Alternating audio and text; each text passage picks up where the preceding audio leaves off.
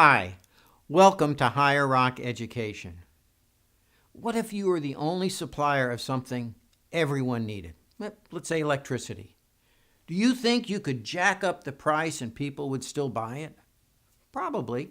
You have a monopoly. A monopoly is a market structure with a single seller offering a unique product. Do you think the quantity of electricity demanded would remain the same as you increase your price? No. People would conserve more. In the winter, they would lower their thermostat and perhaps wear an extra layer of clothing. They may even go as far as replacing their electric heat pump with a gas furnace. Monopoly power depends on the demand for a product, and the demand determines how much a monopoly will produce and how it will price its product. Let's consider the characteristics of a monopoly. A monopoly, by definition, has one producer. Normally, this is because of very, very high barriers to entry. A barrier to entry is an obstacle that impedes competitors from entering a market or industry. For example, it does not make economic sense for two electrical companies to serve most markets. Large economies of scale result in lower average costs as production is increased.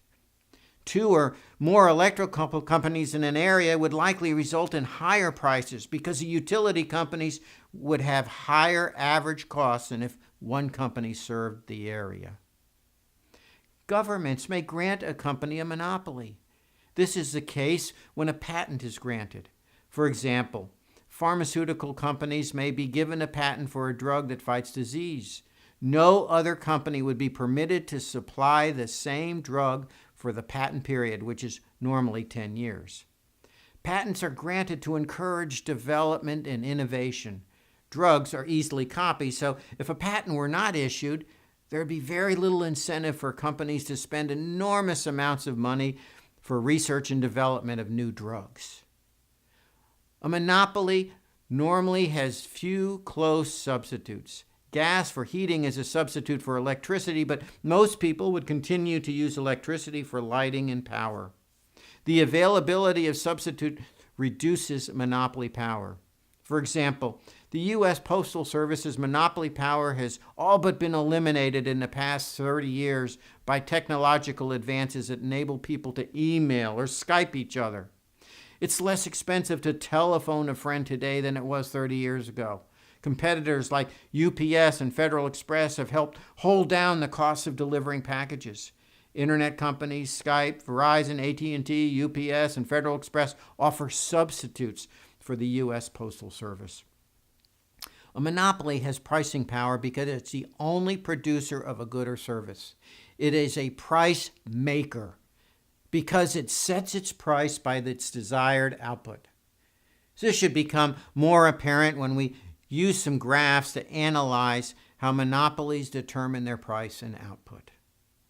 A monopoly's demand curve is the industry demand curve because there's only one producer. It slopes downward, and its marginal revenue curve is below the demand curve because in order to increase sales, it must reduce the price of all the units it sells. Watch the video why the marginal revenue curve is below the demand curve if you would like to learn more about why the marginal revenue curve is below the demand curve. Let's build a graph. We begin with a monopolist's demand and marginal revenue curves. If you have a monopoly, you can set your price where the quantity demanded equals your desired output.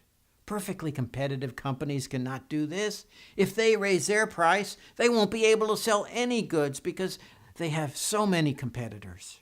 This is also true of companies and industries that are oligopolies or monopolistic competition.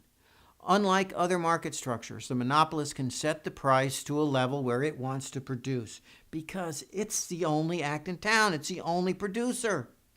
Looking at our graph, if the monopoly wants to produce Q1, it can set its price at P1. If it wants to raise its price, it can, but it will have to settle for less output. Like all companies, the monopolist will produce where the marginal revenue equals its marginal cost. So I've added a marginal cost curve for our monopoly. The desired output is QM. What price has the monopolist set? Our demand curve provides the answer. Normally, we think of a demand curve as the number of goods and services that will be demanded at a given price. The monopolist looks at the demand curve a bit differently. Instead, the demand curve shows how much consumers are willing to pay at a given output. At output QM, consumers are willing to pay PM. Now, note that there is not a supply curve on our graph. A monopoly doesn't have a supply curve in the traditional sense. A supply curve is the amount a producer is willing to provide at a given price. The definition implies that a price is given and the producer responds to that price. Instead, as a price maker, the monopoly sets the price when it determines its desired output. In fact, the amount a monopoly is willing to supply depends on its demand curve. In competitive markets, the supply and demand curves are independent of each other. When combined, the equilibrium price and quantity are determined. The amount a monopolist is willing to supply is a function of its demand and marginal cost. A monopolist prices its goods or services higher and producers less than society views as optimal. Normally, economic profits encourage new businesses to enter the market. Production increases and the price falls. But unfortunately, the monopoly has no competition since high economic barriers prevent entry. So higher prices and less production would persist. Government regulation is common to prevent monopolies from exploiting their economic advantages. To learn more, please visit our website for our free economics lessons at www.higherrockeducation.org. All our lessons include text, interactive exercises, review questions, and a related scripture lesson. Thank you.